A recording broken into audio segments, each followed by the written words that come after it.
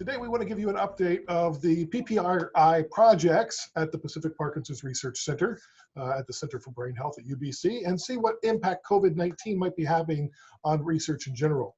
And so we welcome Dr. Martin McKeown, who's the director of PPRC, who joins us now via Zoom. Hello, Dr. McKeown. Well, thank you very much for having me. How you doing? How you holding up?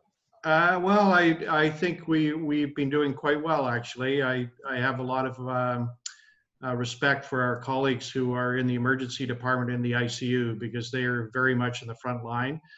We are a little bit, but nowhere near to the extent of some of our colleagues.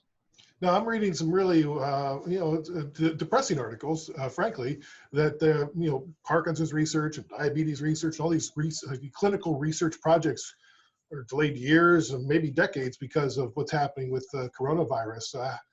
What's your perception of what's going on?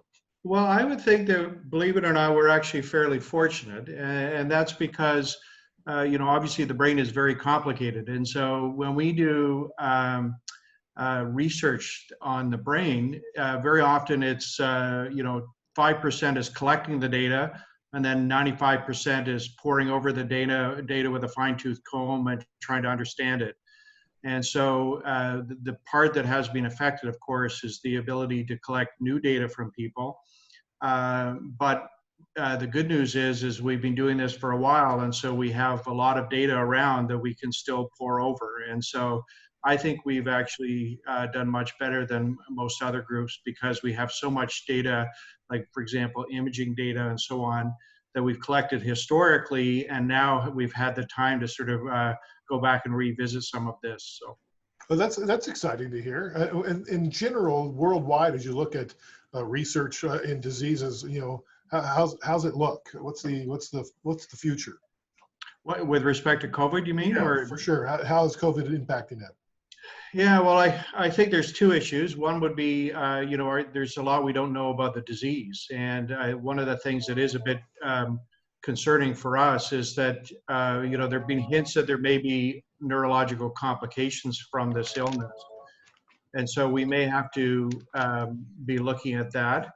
I do think that how we conduct people in, for example, waiting rooms and so on may be different for the near future. And so, for example, we can't have people in crowded waiting rooms. And so, how we bring people in for sort of clinical research and for their clinical care may have to be modified for the foreseeable future.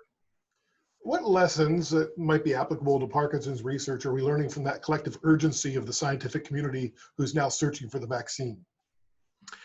Well, I think there have been a lot of interest in vaccine for Parkinson's because if you can build antibodies against alpha-synuclein, the abnormal protein that gets deposited in the brain, this has been something that's been investigated for a long time.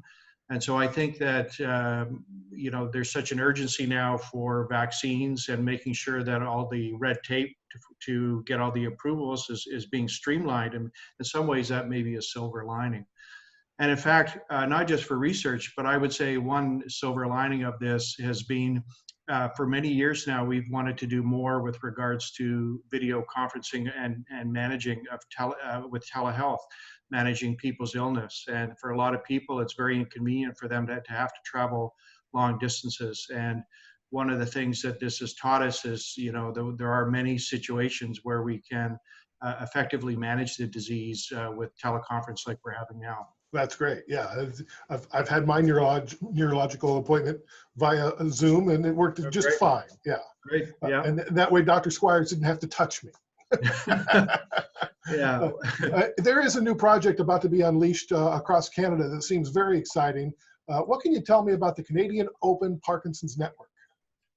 Well, I think this is a very exciting development. And what this is traditionally a lot of researchers have worked in individual silos. And, you have people who work in one university and they often don't talk to people in another university. And I think what people are realizing is that we have to work together as a group. And I think what's driving this is a lot of people have heard the term big data.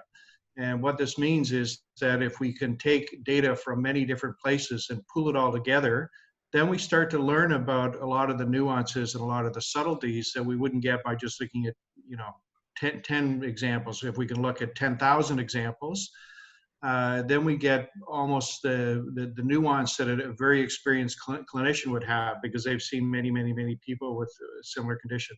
So the idea was to have a registry where we would locally, where we would host data, which might include DNA data, might include imaging data, it might include demographic data, and so on. And being able to sort of pool it, and we think that this will spur a lot of research in Parkinson's across the country. The key thing, though, of course, is to get the privacy issues sorted out, and they've been very, very careful in doing that, and I think have done a good job. But with all these days, if data is stored on the cloud, you have to make sure that it's not being stored in Texas somewhere, that it is, stored in Canada and so on. And so these things have been looked at very, very closely. Oh, that's great. Well, that's exciting. I like the idea of the collaboration, and we love collaborating with you. So it's always good to catch up with you, and best of luck as we work our way through this coronavirus. Yes. Well, thank you. Great to talk today.